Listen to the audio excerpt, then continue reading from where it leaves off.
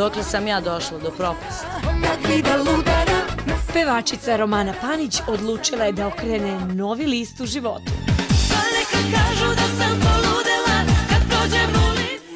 Kraj, kako kaže ona pesma Blago onom ko rano poludi.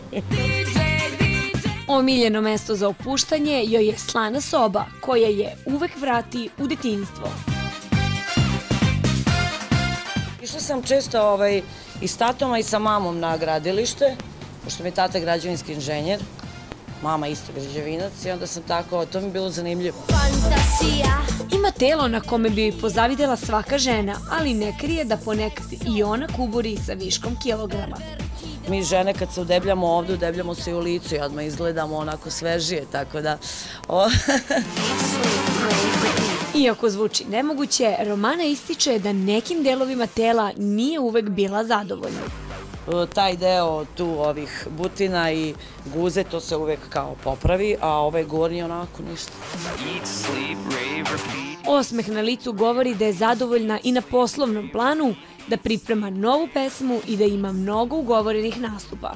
Definitivno sam 31. decembra na 1. januar za najluđu noć u predivnom hotelu Galerije u Subotici. Kako bi opisala svoj ljubavni život, upotrebila je repliku iz jednog popularnog hollywoodskog filma.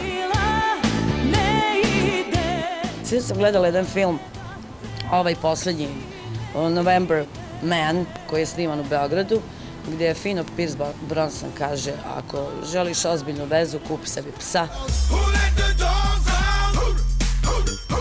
Nedavna veza sa fudbalerom Zoranom Šupićem, za kojeg se priča da je pevačicu iskoristio u marketinške svrhe, koštala ju je mnogo živaca, ali Romana obećava da sebi više neće dozvoliti takve greške. Koga zmija ujede i guštera se plaši, tako da... Vidjet ćemo ko će to uspeti da... Ništa tako. Ja lup.